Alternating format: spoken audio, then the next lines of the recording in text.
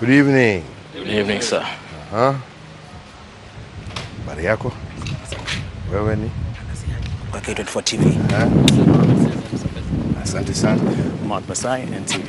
Asante. Happy holidays. Nice to see you. Ali Manzu, KT. Karibuni. Asante. Thank you for having us. Welcome. Thank you, sir. Welcome. Merry Christmas. Yes. Give us 5 minutes. The band will start the show and then it will take off. When you ready? Habari ya sikukuu. Kabisa. Habari ya pwani. Pwani ni poa. Are you enjoying it? I am. I happen to like Mombasa. Yeah? Just like that. I just happen to like it. Yes. Like Yes. it runs in the family. Yeah. Yeah?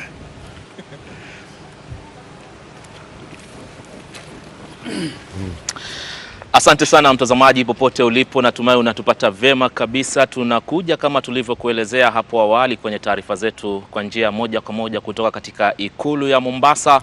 Hii leo tumepata fursa ya kuwa na kiongozi wa taifa, Rais Uhuru Kenyatta. Asante sana Mheshimiwa Rais kwa kuweza kutupa fursa vyombo vya habari hivi kuweza kukuhoji kuhusiana na masuala mbalimbali ambayo yanaendelea katika uendelezi wa taifa. Mimi naitwa Ali Manzu, natoka katika shirika la KTN, yani Standard Group hapa nchini Kenya. Labda niwape fursa wenzangu pia wajielezeni kina nani.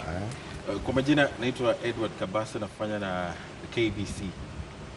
Nami ni Mark Masai from NTV and the Nation Media Group. Nami ni Hussein Mohamed kutoka Citizen TV Royal Media Services. Nafahamika kama Anders Ihachi kutoka K24 TV Media Max Network Limited. Karibuni sana. Asante sana Mheshimiwa Rais kwa fursa yako kwa mara nyingine tena. Na moja kwa moja nitaanza kukuuliza swali kuhusiana na vita dhidi ya ufisadi. Hili ni jambo ambalo Wakenya wengi, ukiangalia kwenye mitandao ya kijamii na ukiangalia pia hisia zao, sisi wanahabari tunatangamana nao sana, wamejitokeza na kukubaliana na wito ambao umeutoa. Umesikika kwenye vyombo vya habari, umesikika katika mikutano ikiwemo ule wa mwisho wa sikukuu, ukitaja kwamba hivi ni vita ambavyo wewe mwenyewe umejitolea na uko katika mstari wa mbele kuviendeleza kupitia asasi zako na wale ambao wanakusaidia katika idara ya upelelezi na vile vile katika upande wa mashtaka. Wakenya wameona kweli watu wanakamatwa hapa na pale, lakini hakuna mshiko ule kwamba wanapelekwa kotini, haki inatendeka, wakufungwa wanafungwa na kadhalika. Hivi vita vinaelekea vipi Mheshimiwa Rais? Kwangu mimi naonelea ya kwamba vita inaendelea kwa barabara sawa. Kutoka upande ya upelelezi, kutoka upande wa DPP, na wewe mwenyewe umekubali ya kwamba kuna kesi nyingi ambazo sasa watu wamefanya upelelezi, wale wa kufanya mashtaka yani ofisi ya DPP wamefanya mashtaka, na hizo kesi sasa ziko mbele ya mahakama ya Jamhuri ya Kenya. Na sisi wote pamoja nami mimi tunatarajia ya kwamba pia mahakama yatafanya yale ambaye yanatakikana ndio Wakenya waweze kupata haki. Na ndipo hata kwa sikukuu ya Jamhuri nilisema, na sio kustaki, nilisema ya kwamba vile wananchi wa Kenya wamesema ya kwamba wanataka hii vita tushinde, na vile sisi kama wale ambao wako kati ya executive tumefanya upande wetu, na nafikiri ya kwamba tumesaidiana kwa njia zote kuhakikisha ya kwamba tumeweza kupatia idara zote ambazo zinahusika katika executive nguvu ambazo wanataka, pesa na kila kitu. Sasa ni jukumu la mahakama kuhakikisha ya kwamba wametendea Wakenya haki yao. Na mimi ni kuwaomba na waomba vile niliwaomba Jamhuri Day kusema ya kwamba you have these cases, friends, before you. Yeah? Finalize them, yeah? And let Kenyans know the verdict. Let Kenyans know the verdict. Hiyo tu, na sina mingine naweza kuongeza. Mr. President, you said this in Jamhuri Day, you said it before, and there's no doubt that Kenyans are actually rating you highly now in the war against corruption. And I'll quote you what you said. You said, all arms of government must work together to ensure our nation gets rid of this menace.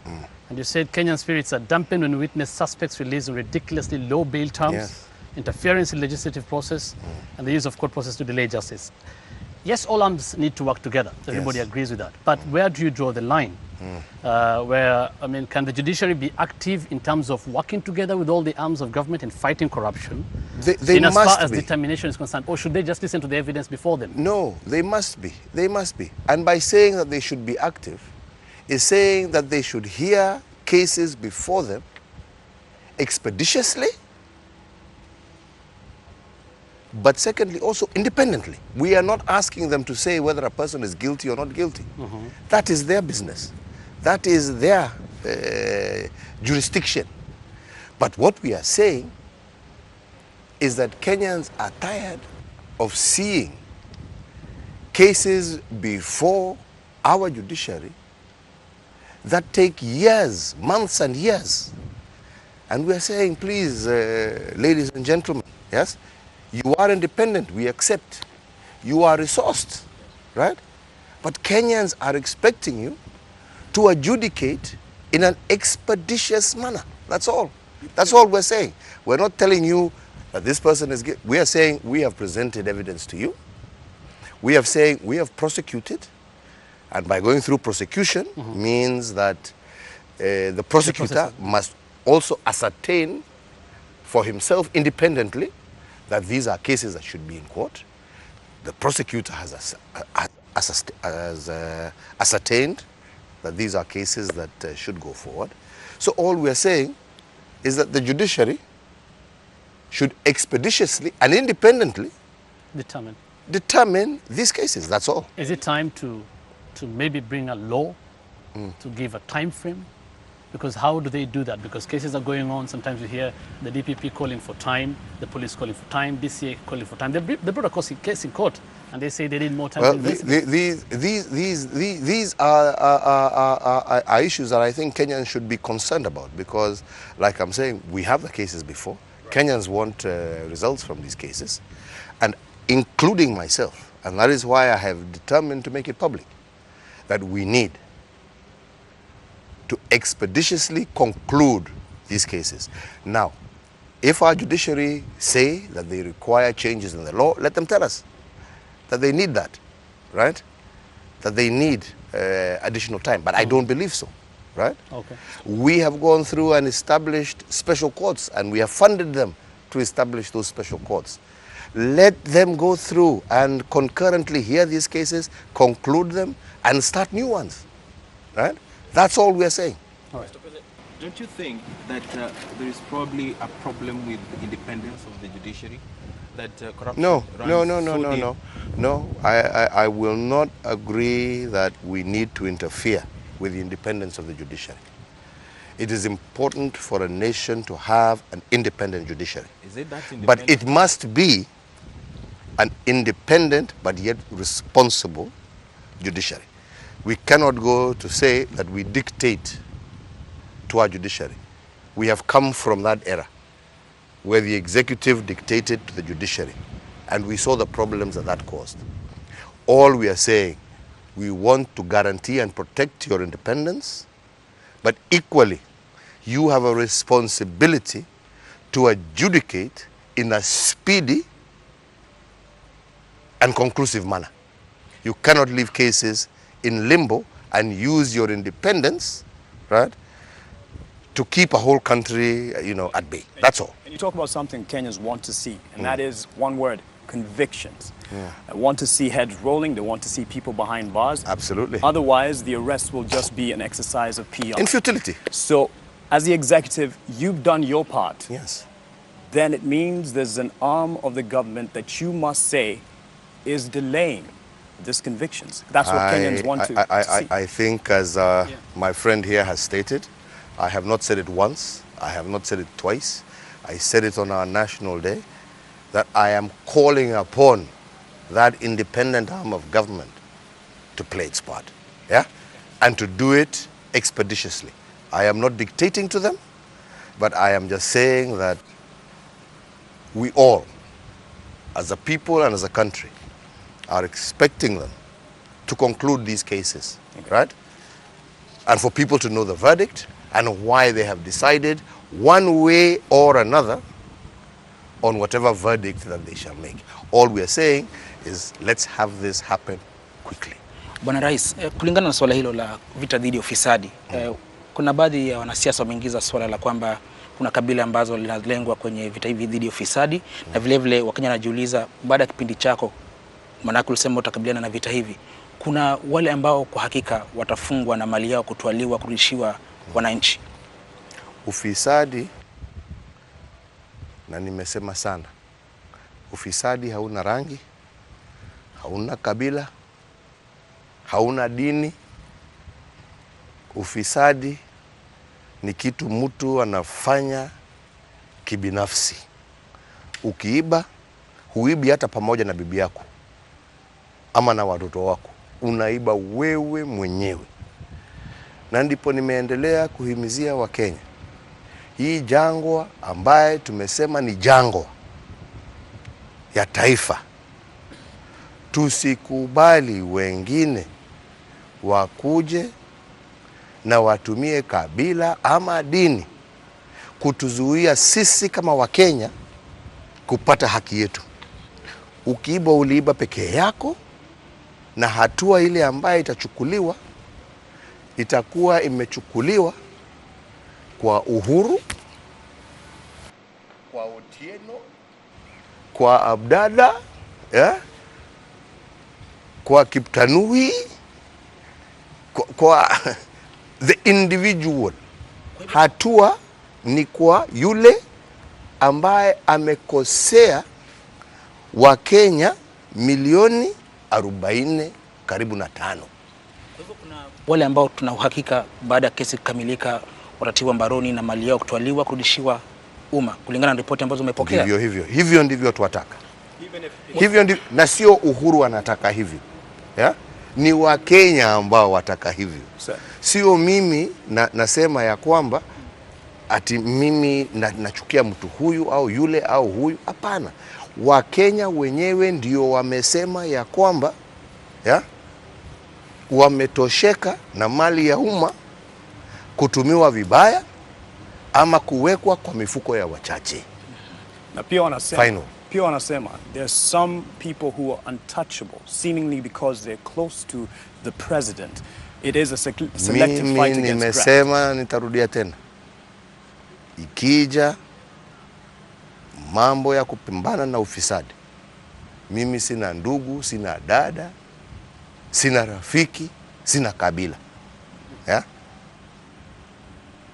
Kila mtu ajitetee mbele ya mahakama kulingana na ukweli wake. Hivyo. Then how does it make you feel then? I mean, this is something that is very much at your heart now. How does it make you feel then when you see senior members of the Jubilee Party equating this to politics? You've talked about, and you said this I have always said it is unfortunate, and I don't want to repeat. I don't want to say Jubilee or this or this or that. No. All I am saying is this is a national fight. This is a national fight. This is a fight that belongs to every single citizen of our republic. Yeah? Regardless, like I keep saying, of age, of race, of gender, of tribe. This is our fight. Yeah?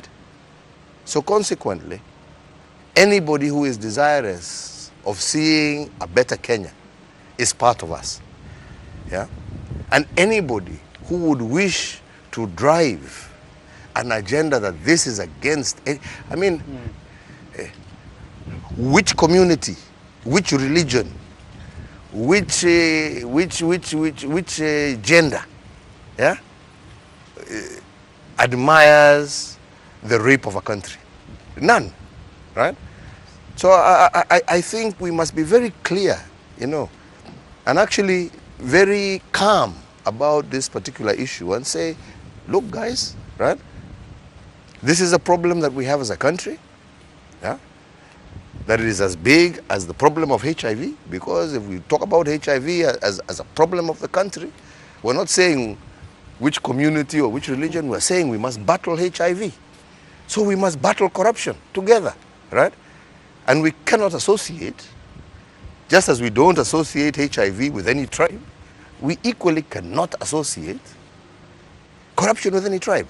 This is a curse. This is something that we must, regardless of what political party you belong, what ethnic community you come from, what race you are, this is a fight that we must join, you know, together and fight and win.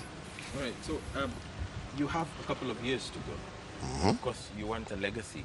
When it comes to the war on corruption, what kind of a legacy do you want to leave behind? I want to say that we are going to leave behind a legacy where corruption has been brought to an end in our republic, where those who choose public service will choose public service because of their commitment to servant leadership, but not because of what they can gain from public leadership.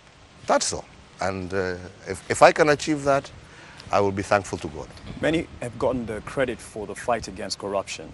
And definitely your leadership right now with the verve that it's showing. But the DCI and the DPP as well, they've had a lot of credit thrown their way. Yeah. Would you term the Office of the Auditor General as one of the strongest pillars in the fight against corruption? I don't look at any particular office. I just say that the holders of all offices, all public offices, must be part and parcel of our endeavor to defeat this vice. Right? So I am not going to say this office is bigger or better than that. Everybody has their role to play. Let us all play our part. Let me play my part. Let you as journalists play your part. Let political leadership play their part. Let the judiciary play their part. Let everybody play their part, yeah? That helps us build and make a better republic, yeah, for the people of this land, period. One more thing on corruption. Yes. What is your position on the recent remarks by the Director of Public Prosecution that some of these high-profile suspects continue to hold office even after being charged in court? Should they step aside, that is appointed or elected officers, both of them? And number two, ultimately for you, because you've been at this before, what guarantees or what shows you have won or achievement in the war of corruption? Convictions or prosecutions? How will you measure it? I agree, and I think that is what most Kenyans agree on, that our ability to show victory in this war is convictions, right? And that is why, if you recall, when we had this discussion a few years ago, yeah, there was all this clamor that cases that are going on are weak in terms of investigation, are weak in terms of prosecution. That is why we doubled back as the executive and we said, okay, let us now work on strengthening these agencies that belong to executive, that are responsible for investigation. And I believe we have done so. Not only by resourcing them, not only by bringing in new people, but also by building and bringing on board expertise even from outside the country, right? To support these agencies in order to have them develop and build, yeah, concludable cases. So I believe as an executive we have done our part, yeah? And that is why I keep saying, now these cases cannot be claimed as previous cases, yes? We took our responsibility, and I want to remind you, because people tend to forget, yeah? Yeah? That when we pushed last time we were told, no, the problem we have here is the cases that are coming before the judiciary. So I took that flag. We have done what we were required to do. And I believe now, yeah, We have stronger agencies. We have new people. We are cooperating, like I'm saying, with different people from across the globe who are supporting us and who also have the same information that we have, and they also believe that now we have strong cases, right? So all we're saying is, please, let's conclude them. Labda la mwisho kwenye swala hilo la ufisadi. Tafadhali, hatuwezi kuongea juu ya ufisadi. Umetoka Nairobi mpaka Mombasa kuongea tu subject moja. Kuna wengi wanajiuliza kuhusiana na baraza lako la mawaziri. Je, limekusaidia kwenye vita dhidi ya ufisadi? Maana tumeona ukiwaonya baadhi ya mawaziri waweze kusaidia kwenye vita hivi. Na nitaendelea kufanya hivyo. Nitaendelea kuonya Wakenya wote ambao wamepatiwa jukumu na wananchi wa taifa letu kuwa wako na majukumu na vyeo mbalimbali. Jameni, msisahau mmepatiwa hiyo vyeo, ya? Ndio muzingatie maisha na mali ya umma. Hamujapatiwa hiyo vyeo, ya? Mujisaidie wenyewe. Allah. Na mimi kama rais, na mimi kama kiongozi wa nchi, lazima, sisemi ya kwamba wanafanya, lakini lazima kila wakati ni wakumbushe, jamani, kumbukeni, tuko hapa sio kwa niaba yetu sisi, lakini kwa niaba ya wananchi ambao wametupatia nafasi na jukumu la kusimamia umma. It is my responsibility as president to constantly remind, not to say that I'm accusing anybody, but to constantly remind that that is why we are in the positions we are in. All right, let's move to the Big Four agenda. Yes. And speak about the universal health care and the affordable housing. You suffered a setback from the courts when